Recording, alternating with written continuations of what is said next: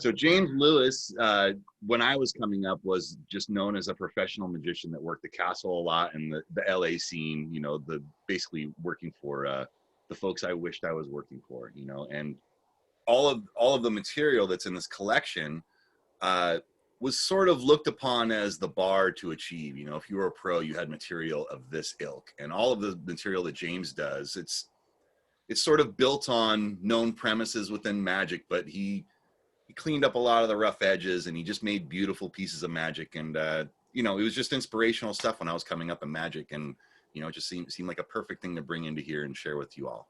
It's fair to say that James Lewis was on the castle scene when Adam and I were in Los Angeles. I think Adam was playing a lot of rock and roll gigs, but I used to see James Lewis at the castle a lot. He was a pro and a Vernon student and of that whole generation. And I think he prided himself on creating, like Alex says, streamlined, beautiful versions of the classics, commercial routines, right? It's pretty exciting that you never got to see him, Adam. This is going to be very much fun to see you doing it. Yeah, I never did. It is pretty exciting.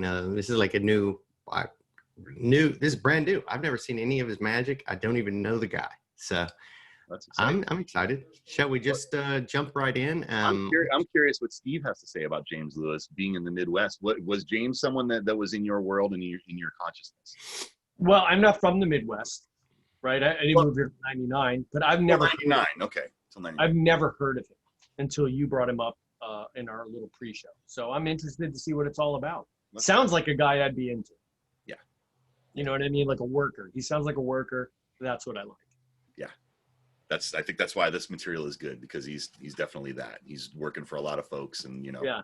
Like Newell says, he owns the name Mismade Bill. That's unbelievable. He does own that trick. That is his. He fought real hard to make sure that he is the one that is attached to that premise. Newell, be sure to tell him I said hello. Here we go. Let's watch it. First-time visitors do we have here at the castle tonight? First-timers? Oh, quite a few. Well, I know that sometimes when people come up to the castle, they wonder, how do those guys do those things? Is it really magic? Is it tricks? Sleight-of-hand illusions? I'd like to explain. Now, in order for me to explain this, I'm going to have to hypnotize you all. Mass audience hypnosis. You'll see what I mean in just a second. First, let me introduce a few lengths of rope. Now, you'll note that these ropes are decidedly different in length. I have a very short piece here, one that is a bit longer here, and one that's longer still right here. I'd like to have all three ropes examined. You, sir, if you would examine that one, and the next one, and the last one right over here. Have a good look at the ropes. Make sure that there are no wire springs, trapdoors, hidden gimmicks, assistants, anything like that. Now, you will notice a small piece of tape on the end of each rope. That's to keep them from becoming unraveled. But other than that, make sure it's ordinary household cotton rope, kind of rope that you probably have in your bedroom right now. All right. Was yours okay? Yes? Yes? And yes. Okay. As I said, hypnosis. What I mean is this. All the mysteries, all the illusions that you're about to see have two principles behind them that makes them work. First is sleight of hand, the dexterity of the fingers. Second is what magicians call misdirection, or psychology, or as I prefer to call it, suggestion. Now you can see that I eliminate the sleight of hand by holding the ropes way down here at the bottoms of my fingers. All the sensitivity, of course, is at the fingertips. So, without any sleight of hand, this allows me only one way to convince you that you're seeing an illusion, if in fact there is an illusion to see, and that is through suggestion alone. Suggestion so strong that it actually constitutes hypnosis. What's your name, please? Kathy. Kathy, have I done anything tricky here? No. Good answer, Kathy. Kathy, in just a moment. If you're hypnotized, these three pieces of rope will appear to be all the same size, but that's only if you're hypnotized. Now I'm going to hypnotize you all on the count of three, but before I do this, I'll show you the fronts of my hands and I'll show you the backs. But it still happens on the count of 1, 2, 3 lengths of rope that are equal, E-Q-U-L, equal in length.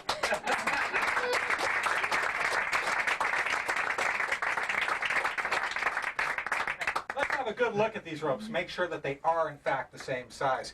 Here's the first length right here, which is exactly the same size as the second length, which is precisely the same size as the third length. That's 3 solid, separate, single, strong lengths of rope. Now, if you can see that these 3 ropes are all the same size, just hold your hand up in the air, just like that. Excellent, excellent. That means, of course, that you are now hypnotized.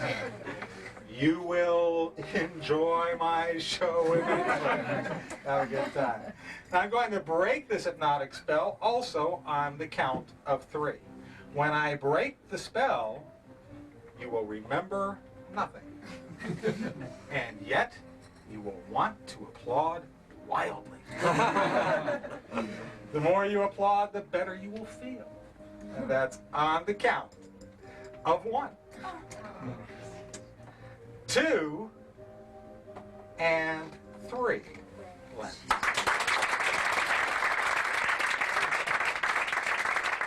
Wow. Yeah. You know, That is like, that was so pro and clean. Tight, right? height, yeah. Gosh. You know, I love that. that trick right there is always underestimated. You know, for what it does to laymen. It destroys that. That is Oh. a mind. Where did it get the name Professor's Nightmare? Anybody Oh, know? well, you know what? I got a training in the back room on this, and Mhm. I go into all of that. Ah, that's right.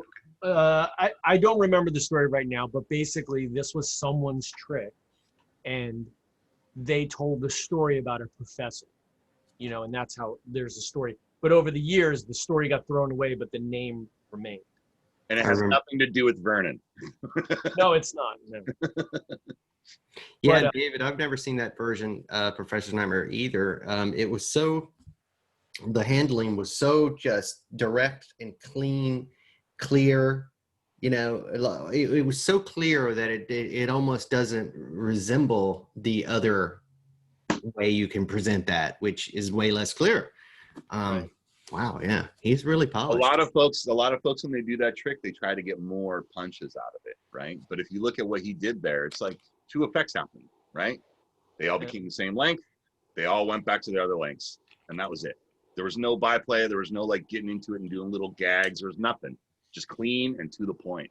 And I don't know. I think there's something to be recommended about that. Just that structure for all magic, right? Just being clean and to the point. Less is more. You know what I mean? I really like it. It always tends to feel like people add more phases to stuff because they're trying to add more impact. And it's really beautiful to see what happens when a person sells the effects that are there in the first place. You know, it's a lot of really strong magic. Yeah. Ethan said that Christoph Glass's routine is really good. Yeah, I'm sure. Christoph is a great street performer, and you have to be very clear to perform on the street as well. So I can't remember. I think I've seen his routine, but I can't remember exactly which one it is. But I'm gonna go check it out. I know there's probably a video of it on our group.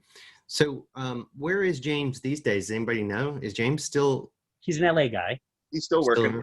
He's still making a living doing magic. I just don't think he's that interested in being in the public eye of magicians. This collection of stuff was never any. This is from a VHS tape.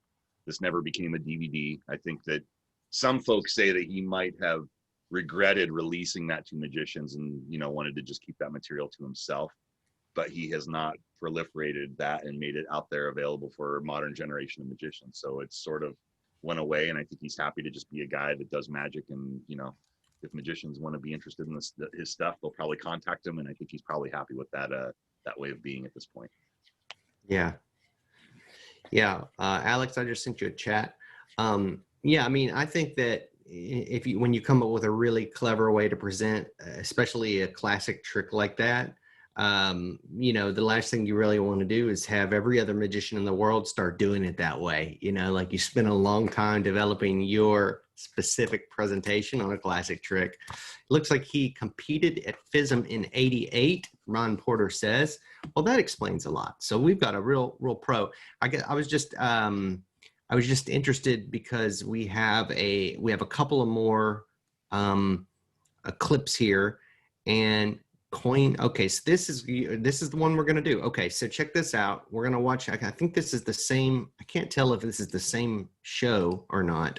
This is all from the same show. I just basically edited out hunks of magic effects out of the same show. CSB next. Yep. Okay. Yep. Sorry, I had the wrong one. I'm glad you said. Okay, here we go. Let's check it out. More of James Lewis, super pro magician.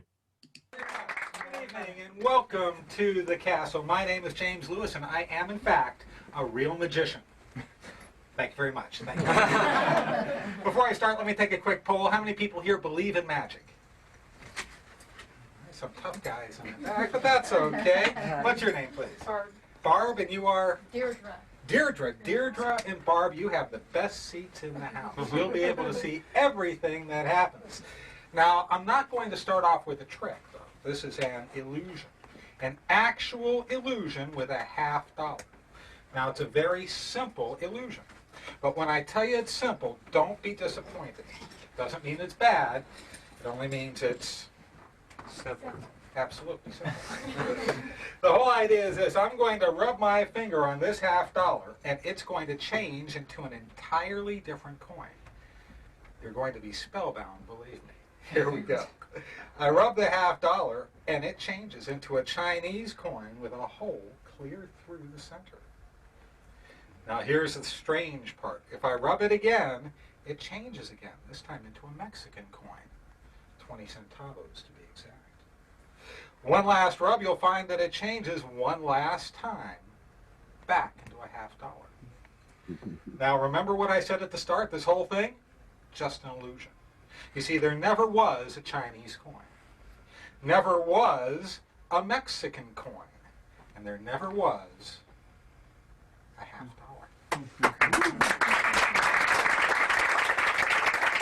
Okay, so that was super clean. Yeah. And I know there was a couple of really technical positions that happened there, but that fried me there. That last, not the spider van. Do yourself a favor, Adam, and watch the rest. The rest of the routine will probably give you some clue as to how that first part of the routine works.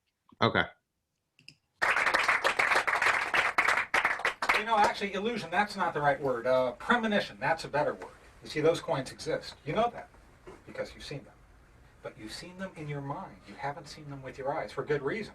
You see, I haven't started yet. I haven't. As a matter of fact, I haven't even taken the coins out of the purse.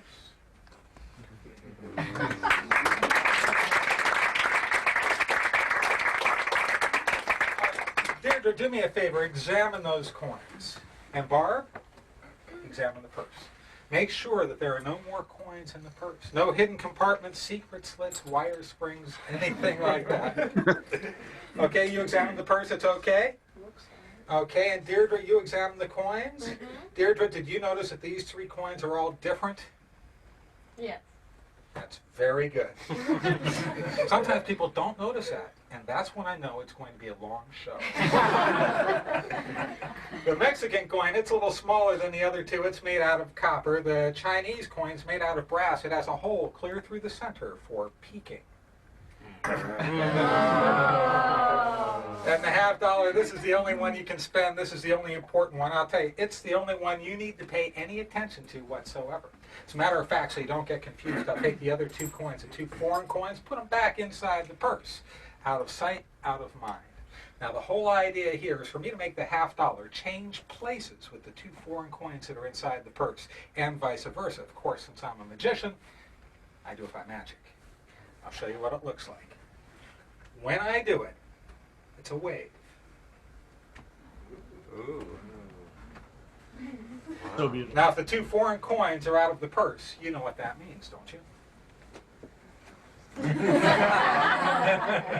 You're not sure. I'm not sure of anything right now. What that means, of course, is that the $50 has to be inside the... What's your name? Steve. Steve, I tell you what, I know that you weren't sure, so I'll tell you what, I'll do it again for you. and I'll slow it down. Okay? Very slow. I'll slow it down and I won't use the person's, and Steve, I'll give you a tip, a little hint. Don't watch the hole in the Chinese corner. It throws people off. There they are, 3 coins, no purse. Steve, if I take the $50 out, if the $50 here, what do I have to have here? I hope you have the other 2. 2 foreign coins, absolutely. So if the $50 here, there's no way that it could be there. All right. They'd have to be over. Well, sure.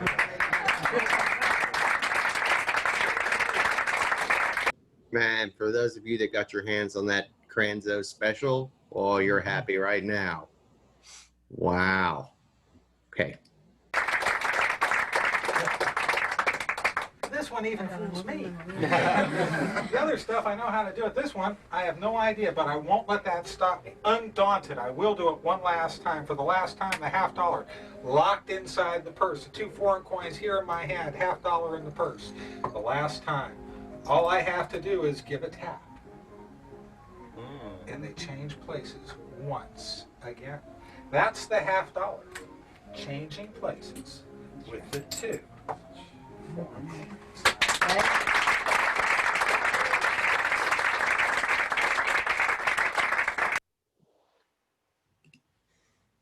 Yeah. Super, Great. super clean, right? Very nice. One of the better routines I've seen with that set. And if you think about it, that whole spellbound sequence at the beginning, that triple spellbound, he was just using the actual main part of that trick that we just saw and splitting it up so that he got 3 changes out of it, right? It's that's pretty remarkable. I had not thought about that ever before. It's pretty Yeah, great. that's- Pretty great construction. Again, just streamlining what exists out there into something that's just impenetrable. He's got a great magic mind. You know, he's able to sand off all the edges so that it just is very elusive. I was Camaraderie. as I was watching that, I'm thinking to myself, this is really what's so great about these afternoon astonishments, right? Because it's just casual. We're sitting back and we're watching and we're getting takes on all these different magicians and how they handle, how they handle things, how they present it.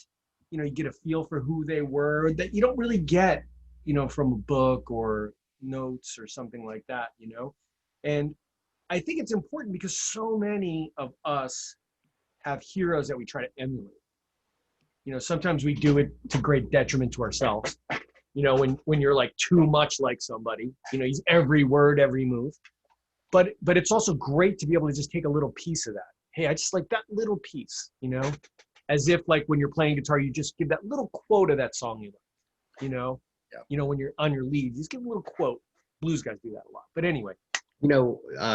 Aaron, I was just thinking about how at the castle back in the day, like as so many performers were focused on finding their stage persona or their character.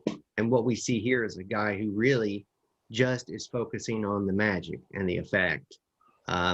He's got a script that is so tight that he's following,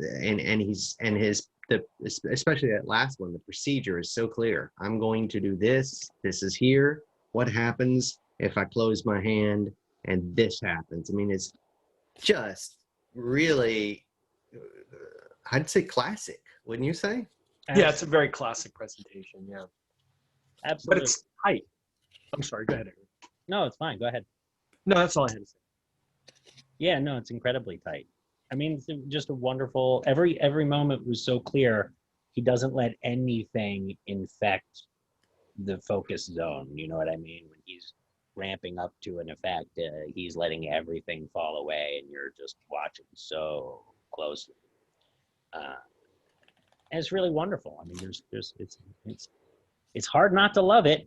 It's so lovely and well done. You know what I mean? And Newell mentions what happened with the purse at the beginning, which flew by me. I didn't even see that happen, Newell. So I'm going to go back and watch that. That's a pretty, I'm sure you've probably seen this routine a few dozen times though, since you know the guy. Awesome, man. That was a fantastic presentation of Copper, Silver, Brass, I gotta say. Should we watch this next one? Yes. Yeah. Next Yeah, one, let me give you a little prep on this. This first one, you're going to see a classical effect And then he takes this classical effect to a new place with it by sort of changing the environment that he's working in. I don't want to spoil it because you should go on the ride, but what we're about to watch is one of those things that James is sort of world famous for, the second half of this effect. The first half's going to be very familiar to you, but the second half he sort of changes the game, and that's when you'll see that like it's something different, and you pay attention because it potentially could fool you really bad. Enjoy. Thank you. All right, your name's Barbara? Is that right? Okay, Barbara, do me a favor. Take a look at that. Go ahead. Have you ever seen one of those before? An empty wallet, yes. Well, that's a little more than an empty wallet. This is a magician's pocketbook. There's no bag. We don't need them because we're magicians. You can't hear anything inside. Do you see anything inside? No. Do you hear anything? No. And yet, since I'm a magician, I do keep money in there. That's $1, half dollar, 50 cents. Came out of the purse. You couldn't see it or hear it. I simply reached inside and took it out. Yes? Yeah. Now that's $1. That's enough for a cup of coffee, but no tip money. I don't want them to think I'm a piker, so there's a tip. Now I brought these 3 coins out for a reason. I want to show you something very strange. Have you ever seen one of these? Just hypnotized. This is a magician's invisible hole. I'll show you how it works. If I put it here in the center of the table, and I put the 3 coins directly over the invisible hole, all I have to do is this. I simply rub and push. And 1 coin goes through the hole, through the table. That's the first one. If you didn't catch it, don't worry about it. I'm going to do this 2 more times for you. All I have to do is get over the hole and push. That was pretty sweet. Yeah. That was so the move there was so minute. It was just like little tiny, so perfect. It gets better. 2 coins have gone through the hole. These 2 have gone. 1 yet to go. The last one. All I have to do is push. And that's all 3 coins.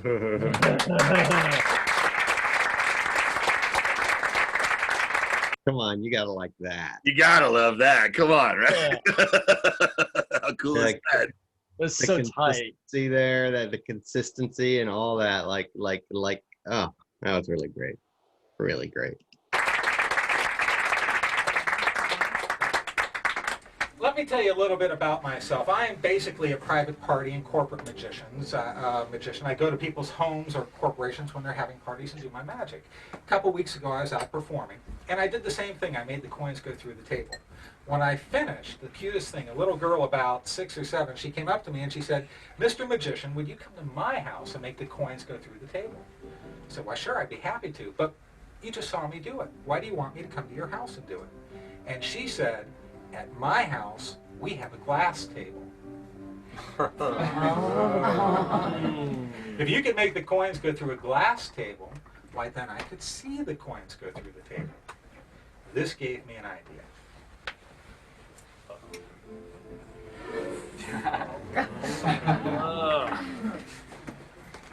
Just happen to have a glass table. And 3 coins. Now the idea is very simple. The idea is for me to cause these 3 coins to go right through the glass. But they're going to go through the hard way. That's Australian style. Barbara, do you have any idea what Australian style means? Break the glass. Well, what Australian style means is that the coins, when they go through, that they're going to be coming up from down under. That's Australian style. Now those 3 coins are definitely under the glass, yes? Yes. No question in anybody's mind, right? Okay, watch closely, look. It's just a room.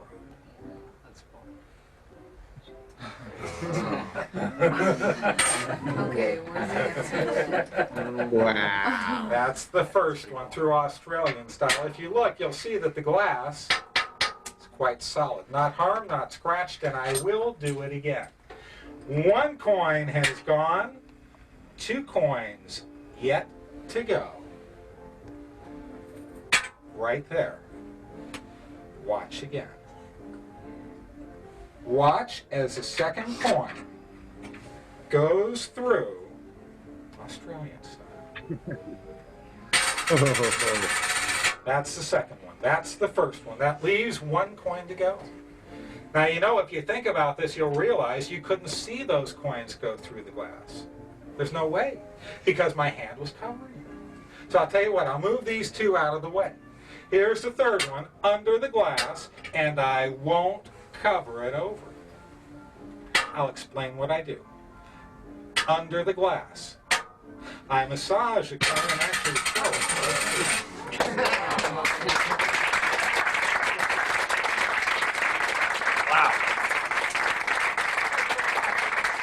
Yeah, you're gonna need to work on that one for a little while, guys. A little bit. Fortunately. A little bit. Little, as we used to say in New Jersey, a little bit. Take a little bit. Well, Never saw him do that before. You can see why it's world famous. Yes. Yeah. But I must admit, though, when he took the cover off and I saw that glass table, my initial thought was, oh, great, I got to travel with that. Yeah, right. That was my initial. Steve, it was not a call to action. Just enjoy. I the understand picture. that, but that's just where my mind goes. It's like, great, I've got to pack it, carry it, don't drop it. I'm just gonna have a piece of glass in every town waiting for you at every show. That's right. Call ahead, rent a glass table. I was excited when he got to that.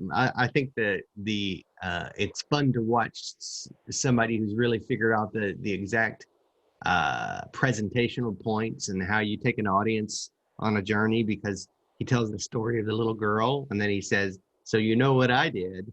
I mean, and everybody in their minds thinking, is it about to happen? And then he reveals the glass. So it's just really nice tension and release there on the presentation. I had an opportunity when I saw a friend work at the castle. I drove down, and stayed down there for the weekend and watched a friend work, and got to sit at the bar next to James Lewis with my friend, and just talk shop about magic. And he pointed out something that totally goes back to what you said earlier, Adam. He was commenting on the fact that he felt that like magic was taking a different turn, because he thought that in the 70s and the 80s that magic was way more scripted than it is now, and people are just way more loosey-goosey. And he felt that that was one of the reasons that his magic had the strength that it did, because every punch was planned. He had it scripted so tight, to your point, Adam. He knew every word, he knew every motion, he knew everything that was going to happen, and there wasn't a lot of room for sort of improvisation. It was more about being on that script and riding those rails to the end, and all of those applause breaks are built into that. So it was just interesting to see his take on that, because I definitely like to have a little bit more loosey-goosey, and I like to play a little bit more, and my script is a little bit looser than what James would ever he probably wouldn't approve of what I do. You know what I mean? Because he's so tight with that script. He wants it to be every punch is the same every show. Can I throw? Go ahead, Aaron. He's a castle guy, and he said very clearly that he does private parties and had an emphasis on corporations, and I think his style really worked for formal situations. I mean, it was clearly designed to maximize the formality of those situations. I mean, when we think, Aaron, we talk about often like having your stand-up set, having your close-up set, and we always talk about your formal close-up set, and that's it right there. Like, that's the circumstance and situation in which you want to have those showpieces. Example being, if you're going to carry around a giant pane of glass so you can do that effect, you want to make sure that you've got the perfect theatrical setting and the perfect way to do that. I mean, that's not just something you take to every close-up show, right? Right. I wonder if that was why he couldn't do that in the actual close-up room proper, was because he had that big pane of glass he was carrying, and they wouldn't let him strike that table and put that in there, Impossible to strike that table. I mean, that table is humongous in there. Right. I mean, Right. I guess you could, Like but it doesn't even feel like it fits the door. No, right, yeah. It's probably built in It's place. interesting, he's in the basement, and the basement used to be the close-up room before they built the close-up room and opened the castle. The basement theater was the close-up room. I think this video is well after that. I think he probably had to set up down there. Right. I think you're right. So I'm not going to let him set up that table anywhere, right? We'll let you do it down there and put your camera stuff down there. Just don't affect our bar business up here. We're trying to work. I mean, it's hard to imagine that table being much bigger in there. Ron says that Richard Turner switches out tables in there, but Oh, okay. you can switch it out for a larger table without it being a gigantic pane of glass. And who knows? And maybe they let Richard, They let Richard Turner switch out the table. They wouldn't let me even switch out the coat hook in the back room. You're no Richard Turner, man. Yeah, I guess I'm no Richard Turner. They're like, no, Really? you can't have another coat hook. Filming in the hat and hair. Yeah, they used to have these really weird rules about filming your act at the castle. Everybody did it, but they still had formal rules about it. And I wonder how they are nowadays. I wonder if they're even stricter. they must be. I see people with footage and pictures and stuff coming out all the time, like in their instructional stuff. So, maybe they're able to get special favors, but it seems like it's possible. I remember when I was trying to get stuff taped, it was an ordeal. Yeah, I think they've streamlined a lot of that stuff, or at least they had before everything shut down. I mean, people now sign up on pads. They sign up on digital sign up in order to reserve basement work time. Right. It's like truly like open mic night now. Okay. And when Adam and I were out there and hearing about it from Jim Steinmeier, who was the president at the time, they had gone a long way towards making things easier on performers. A lot of the things that count. So I wouldn't be a bit surprised if they got away from the old-timey sort of machine politics way of getting things shot and photographed there and sort of bumped it up a little into the modern era, We can only hope. Hard to say. Yeah, I'm so glad you brought in James Lewis footage and put him in my consciousness. He's really great, and I'm kind of like baffled that I have not discovered him before now. So I think he's real good at keeping the secret. I think at the time he was trying to sell some videotapes, but after that he was like, he let it go, and now he's just happy to be an unknown to the magic folk. all right. 3 great routines, certainly polished as you can get them. Presentation perfect, moves perfect, and that middle one, the coins through table, or that last one, that coins through table. Really good. I can't even imagine the kind of practice you got to put in for all those phases, making them look that clean. Mhm. Wow. Yeah.